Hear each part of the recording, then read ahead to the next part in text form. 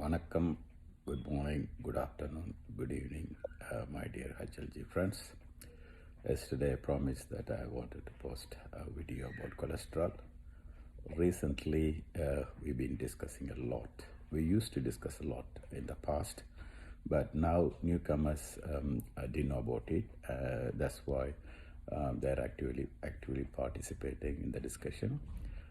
Yesterday, I promised that we are going to debunk the myths of cholesterol. It's a very big subject. It's a massive subject. I don't think we can talk about it in 10-15 minutes time or even hours together. But I try to summarize as much as I can. So you can question me later on after watching this video. I'm happy to answer, or if you want, we can have a Zoom meeting and then we can discuss more with other friends also, like Ravi, Ramanathan, or anybody who is interested in the meeting. We can have it. I'm quite happy to share my thoughts. Anyway, to begin with, cholesterol is something we shouldn't fear. First of all, we shouldn't fear the number.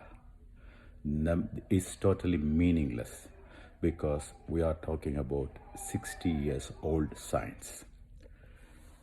In we all know 1900, early 1900, when doctors take your blood test, they give you the total cholesterol, and they have I believe those days is 250. Anything over 250, then they started treating you, and anything less than 250, they say you're fine. But later on, in 60s, we came to know that there is another side of the story, because they found LDL, triglyceride, and everything. First of all, let me explain for the lay people in our group. At the moment, our test shows mainly three things. One is HDL, that is high density lipoprotein. Another one is LDL, which is low density lipoprotein, and triglyceride, and total serum cholesterol. These are the main factors at the moment we take. And I tell you, these figures are totally meaningless. Say, if someone is having total cholesterol of 300 and they start with statin medication, they can bring it down to nicely 200 or 175. But that figure will not protect them from getting impending cardiac disease or heart attack or anything, because they only reduce the number, but whatever is happening right inside, it continue to happen as if they had 300. Basically, what I wanted to say here is, forget about this modern old science. Let us talk new science. At the moment, we found there are 13 types of cholesterol, not 3, depending on the shape, function, and everything. Not all of them are bad. Yes, of course, few of them bad. Like, not LDL is not bad. We say bad cholesterol is not. It's got function. It's got a lot of function. It takes transport cholesterol from one part to another part of the body, which is responsible for quite a lot of things. You can read it from Google, like, transport fat soluble vitamins, and it supply everything throughout the body. So I don't want to go into that kind of functionality, but I wanted to say not all LDLs are bad.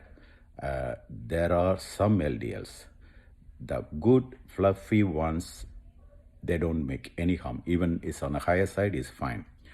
But only problem with LDLs are, they found a few types, which is called, I think is LP little a and BB short, which is tiny dense oxidized form of LDL.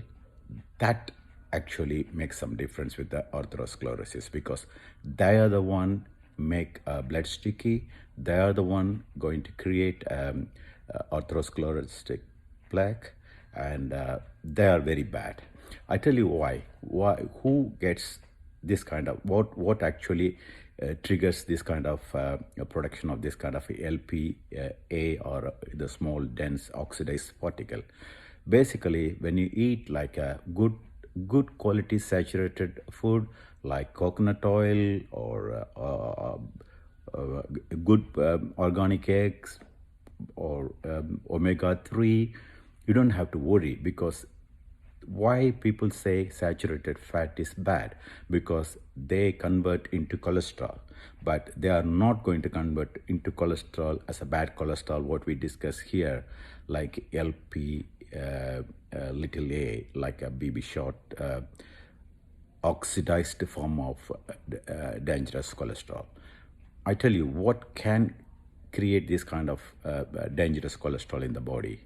Number one is sugar. Not only sugar, anything that triggers insulin response, like bread, pasta, or any simple carbohydrate, plain flour, anything which triggers insulin will create oxidative stress inside the endothelial cells, and they create a lot of free radicals, and then the body, that endothelial cells become inflamed, and that is where the problem starts. When endothelial cells get inflamed, then this cholesterol goes and stick to the damaged endothelium. One of the doctor actually nicely put it this way, with the fry pan. You know the non-stick pan? He just showed the non-stick pan. When you buy the non-stick pan, you put any amount of oil and cook, nothing sticks. But after a while, if you made small scratches, then the oil goes and sticks there. Same thing with the blood vessel. If your blood vessel is in a good condition, if you have a lot of anti-inflammatory food, if your body has no kind of inflammation, then it's perfectly fine. Any amount of cholesterol will not damage your endothelial cells. But if you have metabolic syndrome, if you eat a bad diet, like a high sugary diet and a junk food, and also trans fat is another big killer, and stress actually increase your hormones like cortisol, adrenaline, noradrenaline, and these things actually triggers inflammation in your blood vessel. So anything which triggers insulin, insulin is most unfriendly endothelial hormone in our body. So we have to make sure we eat good carbs. Forget about cholesterol. We eat good. What is good carbs? We kept telling in the health group is like all vegetables are good carbs. Any carb which has got a nutrient dense, low glycemic value, or good carbs. All the vegetables are classified as good carbs. Few exceptions are there, but generally all the vegetables are very good. Also, you have to eat good quality proteins like legumes and beans sort of thing, and good quality fats like avocado, coconut oil, or monosaturated, or omega-3. Any sort of good quality fat will not give you anything. So if you look up, if you just follow our HLG rules, like vegan, we recommend have a lot of vegetable load in our body, and if you take care of your metabolic syndrome, and if you keep everything under control, you don't have to fear about cholesterol. And you can there are quite a lot of studies shows some people have 300 total serum cholesterol.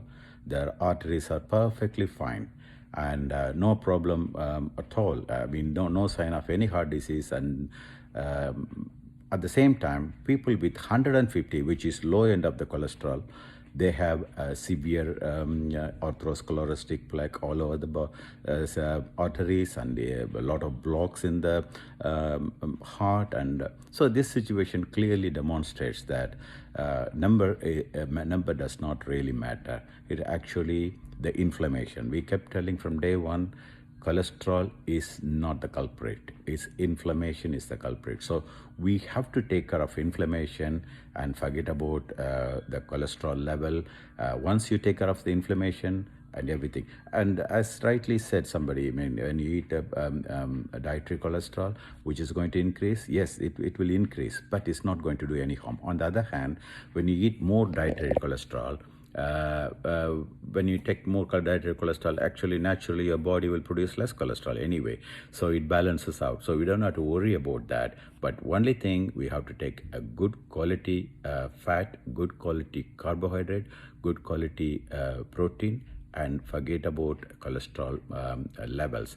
And the only thing, if you have a lot of fear in your mind, back of your mind, this cholesterol test will not give you any good positive result. You have to go for a specialized test called LPP or NMR, which give the particle size of the LDL, and that matters most. If you have a lot of that LP little a sort of cholesterol, then that is something for that is inflammatory, and you have to do something about it. Otherwise, it's the definite ticket for future heart disease or even heart attack. So this is my message. And if you have any questions, you can always call me or message me anytime. So I try to summarize, but it's very difficult because the subject is so deep, very much deep, and then it's not easy to summarize in 10 minutes time. It's something like I try to give like a brief answers to a big question. So end of the day, let me know your thoughts. Thank you very much.